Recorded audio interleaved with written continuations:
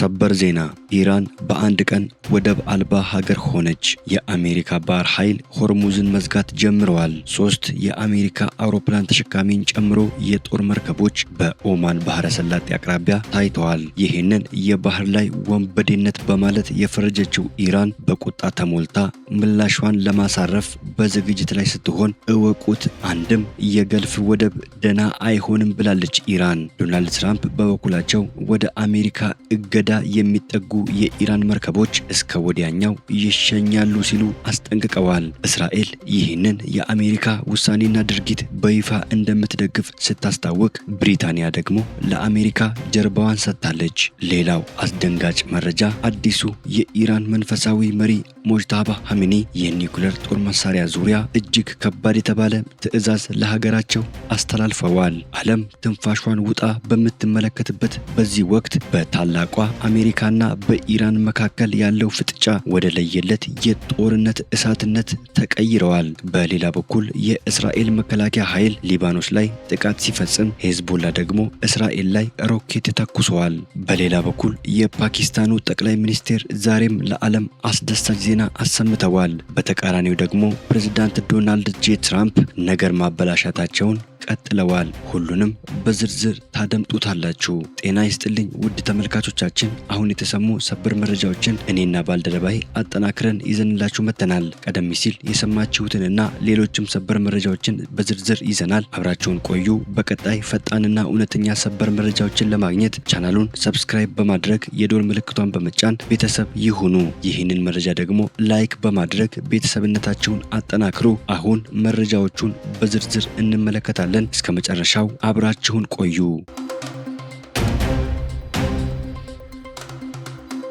በቅድሚያም ትራምፕ በኢራን ላይ ዳግም ጥቃት ለመክፈት እያጤኑ መሆኑን ዎል ስትሪት ጆርናል ዘገበ። አሜሪካና ኢራን በፓኪስታን ያካሄዱት ድርድር ሳይሳካ መቅረቱን ተከትሎ ትራምፕ ቴህራን ላይ ዳግም ጥቃት የመክፈት ሐሳብ እንዳላቸው ዎል ስትሪት ጆርናል ዘግቧል። ዎል ስትሪት ጆርናል ስማቸውን ያልገለጻቸው የአሜሪካ ባለስልጣናትን ጠቅሶ ከሌሎች እርምጃዎች በተጨማሪ ኢራን ላይ ድብደባ ለመጀመር እያጤኑ መሆኑንም ዘግቧል። ትራምፕ እሁድ ዕለት የባህር ኃይላቸው የሆርሙዝ ወሽመጥን እንዲዘጋም ትዕዛዝን ሰጥተዋል። ዋይት ሃውስ ቢቢሲ ስለ ጋዜጣው ዘገባ ላቀረበው ጥያቄ ሁሉም አማራጮች ጠረጴዛ ላይ ናቸው ሲልም ምላሽ ሰጥቷል። የዋይት ሃውስ ቃል አቀባይ ኦሊቪያ ዌልስ ፕሬዝዳንቱ የሆርሙዝ ወሽመጥን እንዲዘጋ ባህር ኃይሉን አዘዋል። የኢራን ዝርፊያ ያበቃል፣ እናም ሁሉም ተጨማሪ አማራጮች በጠረጴዛው ላይ ተቀምጠዋል። ለዎል ስትሪት ጆርናል ፕሬዝዳንቱ ቀጥሎ የሚያደርጉትን መረጃውን የሰጠ ማንኛውም ሰው በግልጽ ስምምነቱን ነው ያስቀመጠውም ብለዋል። የእስራኤል መከላከያ ኃይል ሊባኖስ ላይ ጥቃት ሲፈጽም፣ ሄዝቦላ ደግሞ እስራኤል ላይ ሮኬት ተኮሰ። አሜሪካ የኢራንን ወደቦች እንደምትዘጋ ካሳወቀች በኋላ በመካከለኛው ምስራቅ ጦርነቱ ቀጥሏል። ትናንት ሰኞ ሄዝቦላ ድሮኖችን ተጠቅሞ ሸሎሜ በተባለ ስፍራ በሚገኙ የእስራኤል ወታደሮች ላይ ጥቃት መፈጸሙንም አስታውቋል። እስራኤል በአካባቢው የአየር ጥቃት ማስጠንቀቂያንም አውጥታለች። ይህ በእንዲህ እንዳለ የእስራኤል መከላከያ ኃይል በደቡባዊ ሊባኖስ ዘመቻውን እያስፋፋ መሆኑንም አስታውቋል። ቢንት ጅቢል በተባለ ስፍራ በፈጸመው ጥቃት 100 የሄዝቦላ ተዋጊዎች መገደላቸውንና በመቶዎች የሚቆጠሩ የጦር መሳሪያ በአካባቢው ማግኘቱንም ገልጿል። እስራኤልና ሊባኖስ በአሜሪካ ዋሽንግተን ዲሲ ዛሬ ማክሰኞ ቀጥተኛ የሰላም ድርድር ለማድረግም ቀጠሮን ይዘዋል። የአሜሪካ ጦር የሆርሙዝ እገዳን ጥሰው የሚጓዙ መርከቦች እንዲጠለፉ አስጠነቀቀ። የአሜሪካ ጦር በኦማን ባህረ ሰላጤና ከሆርሙዝ ወሽመጥ በስተምስራቅ በሚገኘው የአረቢያን ባህር ላይ የተጣለውን እገዳ ለማስፈጸም መዘጋጀቱን እንዲሁም እርምጃው መርከቦች ያነገቡትን ባንዲራ ሳይለይ በሁሉም ላይ ተፈጻሚ እንደሚሆን ማስታወቁ ተዘገበ። የአሜሪካ ጦር ማዕከላዊ እዝ ይህንን ያለው ከአንድ ሰዓታት በኋላ ተግባራዊ እንደሚሆን የሚጠበቀውን እገዳ ከመጀመሩ አስቀድሞ ለባህረተኞች በላከው መልእክት እንደሆነ የዜና ወኪሉ ሮይተርስ ገልጿል። ሮይተርስ የተመለከተው የእዙ ማስታወሻ ፈቃድ ሳያገኝ እገዳ ወደ ተጣለበት አካባቢ የሚገባ ወይም ከዛ የሚወጣ ማንኛውም መርከብ ለጠለፋ አቅጣጫ ማስቀየርና በቁጥጥር ስር መዋል እርምጃዎችን ያደርጋልም ብሏል። እገዳው በሆርሙዝ ወሽመጥ በኩል ወደ ኢራን ወይንም ከኢራን ወዳልሆኑ መዳረሻዎች የሚደረጉ ገለልተኛ የትራንዚት ጉዞዎችን አያስቆምም ሲልም ያብራራል። የኮንትሮባንድ ጭነት መኖርና አለመኖሩን ለማረጋገጥ ሲባል ገለልተኛ መርከቦች ፍተሻ ሊደረግባቸው እንደሚችልም ለባህረተኞች የተላከው ማስታወሻ ገልጿል። እንደ ምግብ፣ የሕክምና አቅርቦቶችና ሌሎች አስፈላጊ ቁሳቁሶች ያሉ ሰብአዊ ጭነቶች ፍተሻ ተደርጎባቸው ጉዞ እንዲያደርጉ እንደሚፈቀድላቸው መግለጹንም ዘገባው ያመለክታል። ትራምፕ በትናንትናው ዕለት ይተገበራል ያሉት እገዳ ተፈጻሚ መሆን የጀመረው 11 ሰዓት ላይ ነው። የአሜሪካ ጦር ማዕከላዊ እዝ በላከው ማስታወሻ እገዳው የኢራንን ወደቦችና የነዳጅ ማደያ ተርሚናሎችን ጨምሮ መላው የኢራን የባህር ዳርቻን እንደሚያካትትም አስታውቋል። ሆኖም እርምጃው የኢራንን ወደቦችና የነዳጅ ማደያ ተርሚናሎች ላይ ብቻ እንደማይወሰንም ገልጿል። እስራኤል አሜሪካ የሆርሙዝ ወሽመጥን መዝጋቷን እንደምትደግፍ አስታወቀች። የእስራኤል ጠቅላይ ሚኒስትር ቤንጃሚን ኔታንያሁ አሜሪካ ወደ ኢራን ወደቦች የሚደረጉ የባህር ጉዞዎችን ማገዷን እንደሚደግፉ ተናገሩ።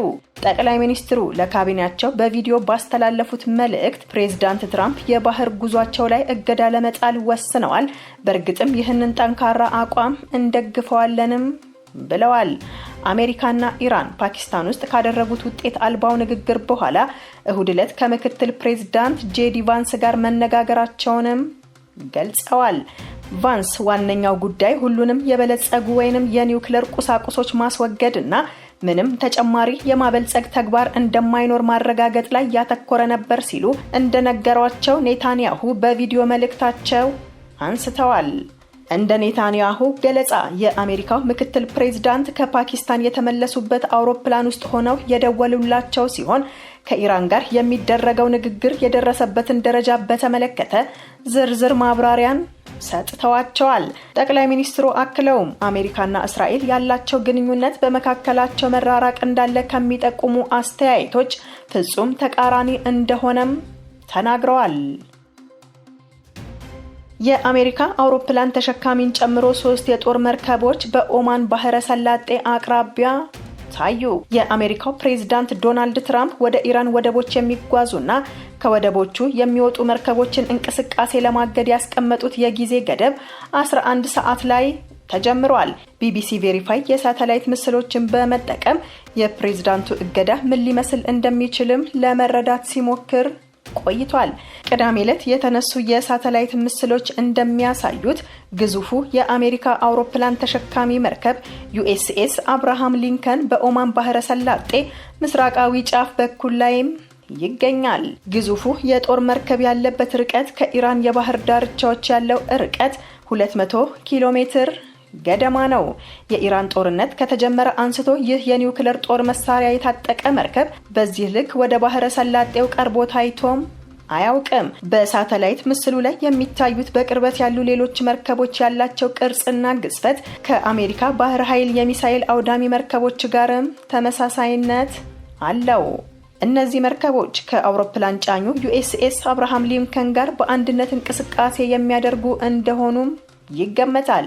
ይሁን እንጂ ምስሉ ላይ የሚታዩት የትኛዎቹ መርከቦች እንደሆኑ በትክክል መለየት አልተቻለም። ትራምፕ ወደ አሜሪካ እገዳ የሚጠጉ የኢራን መርከቦች ጥቃት እንደሚፈጸምባቸው አስጠነቀቁ። ፕሬዝዳንት ዶናልድ ትራምፕ የሆርሙዝ ወሽመጥን ለመዝጋት ያስቀመጡት የጊዜ ገደብ መድረሱን ተከትሎ የአሜሪካ ባህር ኃይል ወደ ጣለው እገዳ የሚጠጉ የኢራን የጥቃት መርከቦች ይወገዳሉ ሲሉም አስጠነቀቁ። ፕሬዝዳንቱ በትሩዝ ሶሻል ማህበራዊ ሚዲያ ገጻቸው ባሰፈሩት ጽሑፍ እስካሁን ኢራን ላይ ጥቃት በሚፈጸምበት ወቅት ፈጣንና አጥቂ ሲሉ የጠሯቸው የኢራን መርከቦች በአሜሪካ አለመመታታቸውንም ገልጸዋል። የኢራን ባህር ኃይል የባህሩ ወለል ላይ ተኝቷል፣ ሙሉ በሙሉ ተደምስሷል፣ 158 መርከቦች ወድመዋል ሲሉም ጽፈዋል። ያልመታናቸው ፈጣን አጥቂ መርከቦች ብለው የሚጠሯቸው ነው፣ ምክንያቱም እምብዛም ስጋት ናቸው ብለን አንቆጥራቸውም ብለዋል።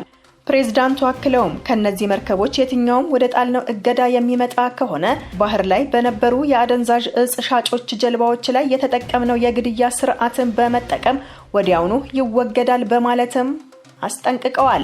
የትራምፕ አስተዳደር ከመስከረም አንስቶ በካሪቢያን ባህርና በፓሲፊክ ውቅያኖስ ላይ በርካታ ገዳይ ጥቃቶችንም ፈጽሟል። በእነዚህ ጥቃቶች አደንዛዥ እጽ አዘዋዋሪ ናቸው የተባሉ 130 ሰዎችም ተገድለዋል። የፓኪስታኑ ጠቅላይ ሚኒስትር ጦርነቱን ለማስቆም አሁንም ጥረት እየተደረገ መሆኑን ተናገሩ።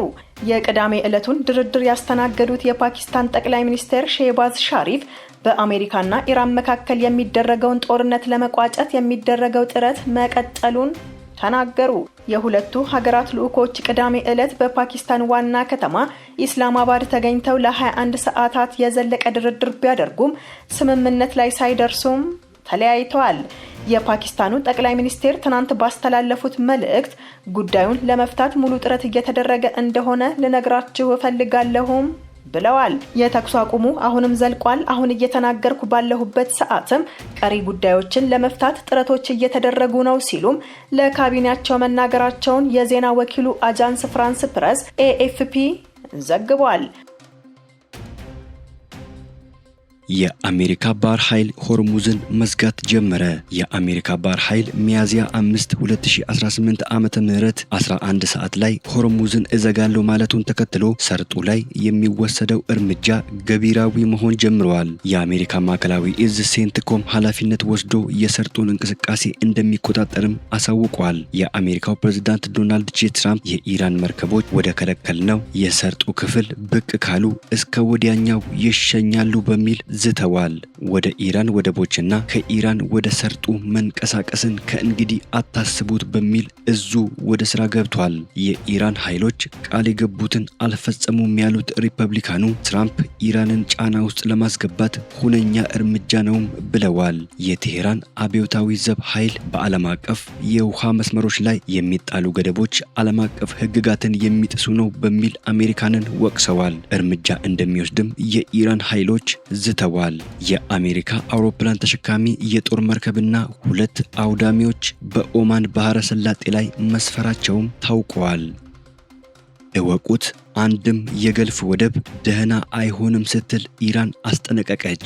የአሜሪካው ፕሬዝዳንት በኢራን ላይ ለሰነዘሩት የጥቃት ዛቻ የኢራን አብዮታዊ ዘብ ጠንካራ ምላሽ ሰጥተዋል። አብዮታዊ ዘቡ አሜሪካ የኢራንን ወደቦች የምትዘጋ ከሆነ በአካባቢው ያለው ውጥረት ከመቼውም ጊዜ በላይ ይባባሳል ሲል አስጠንቅቀዋል። የጦር ክፍሉ ባወጣው መግለጫ በፓርሺያ ገልፍና በኦማን ባህር ላይ ያለው ደህንነት ለሁሉም እኩል መረጋገጥ እንዳለበት ጠቅሶ ደህንነቱ ለአንዱ ወገን ብቻ የሚሆን ከሆነ ግን አንድም የገልፍ ወደብ ሰላም አይሆንም ብለዋል። ኢራን ከአሜሪካ የሚሰነዝርባትን ማንኛውንም ጥቃት ለመመከት ዝግጁ መሆኗን የገለጸው መግለጫው ከተዋጉን እንዋጋቸዋለን በሚል ዛቻውን አጠናክረዋል። ውጥረቱ በቀጠናው የባህር ላይ የትራንስፖርትና የንግድ እንቅስቃሴ ላይ ከፍተኛ ስጋት ደቅነዋል።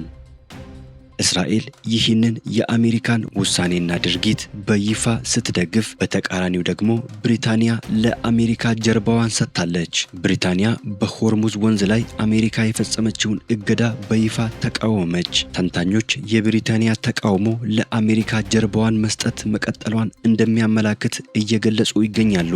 ብሪታንያ በባህር እገዳው እንድትሳተፍ በአሜሪካ ጥያቄ ቀርቦላት የነበረ ሲሆን አመሰግናለሁ፣ አልፈልግም የሚል ምላሽ ሰጥታለች። ከፈረንሳይና ከአንዳንድ አጋሮች ጋር በመሆን እውነተኛ ግጭትን የሚያስቀር አስተማማኝ አሰሳ እንደምታደርግ ያስታወቀችው ብሪታንያ የአሜሪካ ተግባርን በከፍተኛ ሁኔታ ኮንናለች። በሌላ በኩል ከኢራን አስደንጋጭ መረጃ ተሰምቷል። ኢራን የኒውክሌር ጦር መሳሪያ ባለቤት መሆኗ የህልውና ጉዳይ ነው ሲሉ ሞጅታባ ኻሜኒ ተናገሩ። አዲሱ የኢራን መንፈሳዊ መሪ ሞጅታባ ኻሜኒ ሀገራቸው የኒውክሌር ጦር መሳሪያ እንድትታጠቅ ትዕዛዝ ማስተላለፋቸው ተሰማ። የኢራን ይፋዊ የዜና ወኪል ኢርና እንደዘገበው መሪው አባታቸው አያቶላ አሊ ኻሜኒ ቀደም ሲል የኒውክሌር ጦር መሳሪያ ግንባታን አስመልክቶ ጥለውት የነበረውን እገዳ መሻራቸውን አስታውቀዋል። ሞጅታባ ሐሚኒ እንደገለጹት ዓለም በጉልበተኞች በምትመራበት በዚህ ወቅት የሀገሪቱን ሉዓላዊነት ለማስከበር የኒውክሌር ባለቤት መሆን ለድርድር የማይቀርብ የህልውና ጉዳይ ነው ብለዋል። ኢራን አስፈላጊ ሆኖ ከተገኘ በትንሽ ቀናት ውስጥ የኒውክሌር ጦር መሳሪያ የመታጠቅ ብቃት እንዳላት የጠቀሱት መሪው ለሀገሪቱ ብሔራዊ ዘበኛም አስፈላጊው ዝግጅት እንዲደረግ መመሪያ ሰጥተዋል። ለዚህ የኒውክሌር ትጥቅ ስኬት ሩሲያ፣ ቻይና እና ሰሜን ኮሪያ አስፈላጊውን ድጋፍ ለማድረግ ቃል ገብተዋል። ይህ እርምጃ በምዕራባውያን ዘንድ ከፍተኛ ስጋትን ሊፈጥር እንደሚችል እየተነገረ ይገኛል። ውድ ተመልካቾቻችን ለሰዓቱ የተሰሙ ሰበር መረጃዎች ወደ እናንተ ያደረስናቸው ናቸው። ከሰዓታት በኋላ በሌላ ሰበር መረጃ እስከምንገናኝ ቸር ቆዩልን። ሰላም ለዓለማችን ይሁን።